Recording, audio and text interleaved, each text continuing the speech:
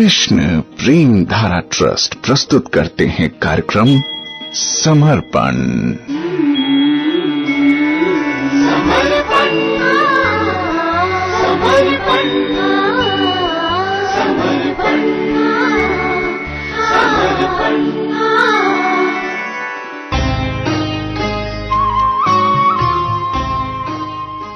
कार्यक्रम समर्पण में आपके साथ हूं मैं प्रेम धारा। नमस्कार, कैसे हैं आप? हम सुन रहे हैं श्रीमद् भागवतम के 11वें स्कंध के 7वें अध्याय में वर्णित भगवान श्री कृष्ण और उद्धव जी के बीच का संवाद, जहां भगवान श्री कृष्ण उद्धव जी को बहुत ही सुंदर उपदेश दे रहे हैं और उसी उपदेश के अंतर्गत उद्धव जी को वो सुना रहे हैं अवधूत दत्तात्रेय जी की कथा, जहां पर उन्होंने बताया कि उन्हीं के वंश में यानी यदुवंश में जन्मे महाराज यदु की भेंट हुई थी दत्तात्रेय जी से, और यदु जी ने अनेक प्रश्न पूछे और उन प्रश्नों के जवाब में दत्तात्रेय जी ने बताया कि उन्होंने 24 गुरुओं से अनेक प्रकार की शिक्षाएं ली हैं। ये जो 24 गुरु हैं वो बड़े अनोखे हैं और उन गुरुओं की चर्चा ही हम कर रहे हैं। पिछली दफा आपने सुना कैसे सूर्यदेव से दत्तात्रेय जी ने बड़ी ही सुंदर शिक्षा ली कि सूर्यदेव जिस प्रकार से पृथ्वी का सारा जल खींच लेते हैं, इसी तरह समय आने पर वो सारा जल बरसा भी देते हैं पृथ्वी पर। तो सूर्यदेव के बारे में चर्चा हो रही थी। 51वें श्लोक में इसी चर्चा को जारी रख रहे हैं दत्तात्रेय जी। कह रहे हैं, बुध्यते स्वेना भेदेन व्यक्तिस्थ इव तद्गतः लक्ष्यते स्थूलमति विरात्मा चावस्थितो अर्कवत।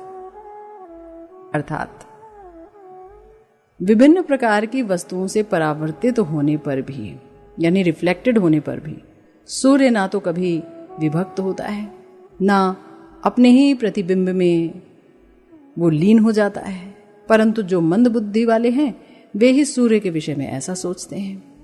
इसी प्रकार आत्मा भौतिक शरीरों में प्रतिबिंबित होते हुए भी अविभाजित रहता है और अभौतिक रहता है।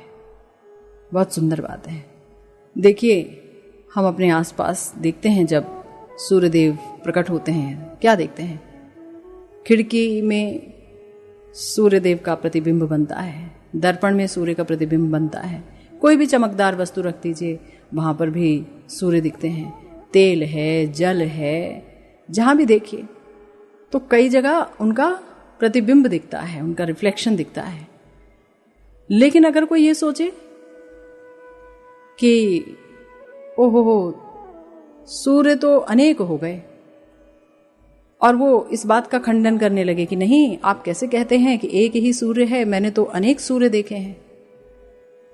मैंने तो अपनी खिड़की पे भी सूर्य देखा, मैंने तो अपने चश्मे में भी सूर्य देखा, मैंने तो आईने में भी सूर्य देखा। और अगर कोई उसे कहे कि अरे तुमने जो सूर्य देखा वो वास्तव में एक है, ये तो प्रतिबिंब है, और वो माने नहीं, तब कैसा लगेगा सुनने में? लगेगा ना कि ये व्यक्ति कितना मंद बुद्धि है, सूर्य के विषय में ऐसा सोचता है। इसी प्रकार से जो आत्मा है वो विभिन्न शरीरों में दिखेगी, है ना? यानी कि मैं भी आत्मा हूं, आप भी आत्मा हैं, चींटी भी आत्मा है, मच्छर भी आत्मा है, सबके अंदर आत्मा ही है, यानी वो खुद आत्मा ही है और उन्होंने शरीर रूपी कपड़े धारण किए हुए हैं।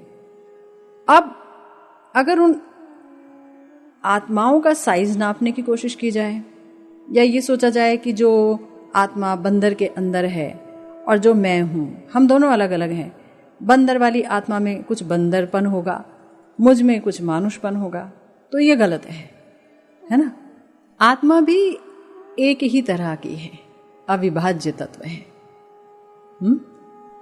जो कि शरीर के भीतर रहती है, नित्य है और शरीर रूपी भौतिक पर्दे से होकर प्रतिबिंबित होती रहती है।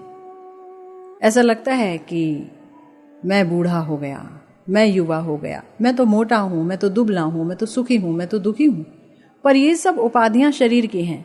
सुखी भी शरीर है, दुखी भी शरीर है, मोटा भी शरीर है, दुबला भी शरीर है ना, युवा भी शरीर है, बच्चा भी शरीर है, आत्मा की नहीं है। इसी तरह से अगर कोई कहे कि भाई ये तो इस देश के व्यक्ति हैं, ये उस देश के व्यक्ति हैं, हम इस देश के व्यक्ति हैं, तो ये भी उपाधि ही है। विभिन्न प्रकार के लोग प्रतीत होते हैं, पर आत्मा अपने सहज रूप में किसी भी भौतिक उपाधि से रहित होता है। तो इस श्लोक में जो स्थूल मति भी कहा गया, इसका मतलब यह है कि जिनकी बुद्धि स्थूल और मंद है, वो क्या सोचते हैं? वो सोचते हैं कि आत्मा भी अनेक है ना, जबकि आत्मा का स्वरूप वो एक ही है। और महाप्रभु ने बताया ही है, जीवेर स्वरूप होय कृष्णेर नित्य दास। और इस नित्य दासत्व तत्व को सिर्फ और सिर्फ इंसान के शरीर में ही हम समझ सकते हैं, और सिर्फ इंसान के शरीर में ही हम प्राप्त भी कर सकते हैं। याद रखिए, ये जो मनुष्य जीवन है ना, ये मिला आत्म साक्षात्कार के लिए ही है। हम अगर अपना पूरा समय तर्क वितर्क करने में लगा दें, लड़ाइयाँ करने में लगा दें और भौतिक उपाधियों को लेकर झगड़े में लग जाएं, तो ये क्या है? ये बुद्धिहीनता है ना। तो मनुष्य को चाहिए कि सूर्य को प्रत्यक्ष देखकर उसे समझे, ना कि भौतिक वस्तुओं में पड़ने वाले उसके विकृत प्रतिबिंबों के द्वारा उसे समझे। क्योंकि मान लो पानी जो है अगर हिल रहा है और उसके अंदर सूर्यदेव का प्रतिबिंब पड़ रहा है, छाया पड़ रही है, तो कोई कह सकता है कि नहीं, सूर्य गोल कहाँ है, ये देखो सूर्य तो हिलता डुलता है और कितने प्रकार के आकार ले लेता है। तो अगर कोई ऐसा कहेगा तो ये भी गलत है। तो इसीलिए इंसान को चाहिए कि वो किसी से भी मिले तो ये समझ के मिले कि भाई सबके सब भगवान के नित्य दास हैं। कोई आज अपने आप को पहचान लेगा, कोई फिर कभी अपने को पहचान पाएगा। नहीं पहचाने का ऐसा नहीं है, हो सकता है बहुत समय लग जाए, कई जन्म लग जाए, लेकिन अंततः क्या पता वो अपने स्वरूप को पहचान ही ले कि मैं भगवान का नित्य दास हूं और कुछ नहीं हूं, और सब उपाधियां हैं, सिर्फ उपाधियां। इसीलिए नारद जी कहते हैं, सर्वोपाधि विनिर्मुक्तम तत्परत्वेन निर्मलम ऋषिकेण ऋषिकेश सेवनम भक्तिरुच्यते। कि अगर आपको भगवान की सेवा करनी है, भगवत प्राप्ति करनी है, भगवत प्रेम प्राप्त करना है, तो पहले तो शरीर रूपी उपाधि से ही मुक्त होना होगा, फिर शारीरिक उपाधियों से मुक्त होना होगा, सर्वोपाधि समस्त उपाधियों से मुक्त होना होगा। और इन उपाधियों से मुक्त होने के लिए तो ज्ञान की आवश्यकता है ना, भगवत ज्ञान की, कृपा की आवश्यकता है। तो जब वो ज्ञान मिल जाएगा और उपाधियों से हम मुक्त हो जाएंगे तो हम निर्मल हो जाएंगे, मन निर्मल हो जाएगा, मोह माया इन सब से दूर चला जाएगा। ये मोह रूपी जो तत्व है वो भगवान के चरणों से लिपट जाएगा, भगवान से हमें मोह हो जाएगा। तो अगर ऐसा होता है तत्परत्वेन निर्मलम, तब जब जीव भगवान की सेवा करता है सर्वोपाधि विनिर्मुक्तम के बाद, तो वो सेवा भगवान ग्रहण करते हैं। वो सेवा ही है वास्तविक सेवा, है ना। देखिए, जब आकाश बादल से ढका रहता है तो फिर हम सोचते हैं कि शायद सूर्य आज उदित नहीं हुए, क्योंकि जब हम आहार बाहर धूप छिटकी देखते हैं तो लगता है कि हाँ सूर्य उदित हो गए हैं, सूर्य निकल गए हैं। लेकिन जब बादलों से सब कुछ ढक जाता है तो बड़ा खराब लगता है कि 4 दिन हो गए सूर्य के दर्शन नहीं हुए, 5 दिन हो गए, बुरा सा लगता है। इसी तरह जब मनुष्य का मन कई प्रकार की वासनाओं रूपी कोहरे से ढका रहता है तो भगवान को देखने के लिए वो पूरी तरह से अयोग्य रहता है, क्योंकि मन ही दिखाता है। मन जब आंखों के साथ संयुक्त होता है तभी देखने की क्रिया संपन्न होती है, परंतु मन में तो अनेक वासनाएं हैं। मन तो कोरी कल्पनाओं को लेकर बैठा है। मन तो बार बार सोचता है कि ये प्राप्त कर लूं, वो प्राप्त कर लूं, यहां जाऊं, वहां जाऊं, ऐसे सुख लूटूं। तो मन बहुत बहुत ज्यादा विचलित रहता है। विचलित मन में कभी भी आध्यात्मिक सत्य प्रकट नहीं हो सकता है। लेकिन यही मन जब भक्ति करते करते, भजन करते करते मेघ रहित आकाश की तरह निर्मल हो जाता है, तब वो भगवान के वास्तविक स्वरूप का दर्शन कर पाता है ना। ये बहुत इंपॉर्टेंट बात है। जब लोग कहते हैं कि हमें भगवान के दर्शन करा सकते हो, तो कैसे कराए जाए? क्योंकि भगवान तो अधोक्षज है, इंद्रियों के द्वारा ग्रहण नहीं किए जा सकते, और जो इंद्रियां विषयों में लगी हैं वो भी भौतिक विषयों में, वहां कैसे भगवान आविर्भूत हो सकते हैं?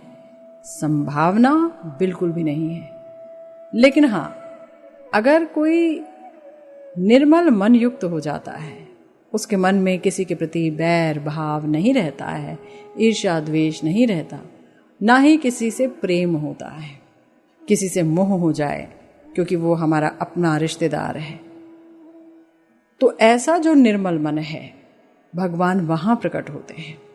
ऐसा निर्मल मन जो सकाम इच्छाओं और मनोरथों से मुक्त है।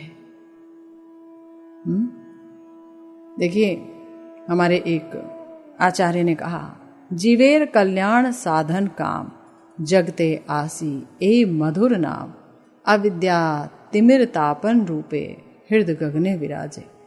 यानी कि भगवान श्री कृष्ण का पवित्र नाम हम जैसे बद्ध जीवों को वर देने के लिए ही भौतिक जगत के अंधकार में उतरता है।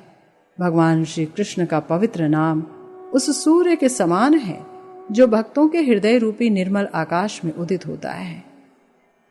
ऐसा तेजस्वी ज्ञान उन लोगों की समझ में नहीं आएगा जो नास्तिकता के नाम पर, शुद्धता के नाम पर और ना जाने किन किन नामों पर भगवान की ये जो सृष्टि है उसका उपयोग अपने लिए करते हैं, है ना, उसका दोहन करते हैं, उसका मिसयूज करते हैं।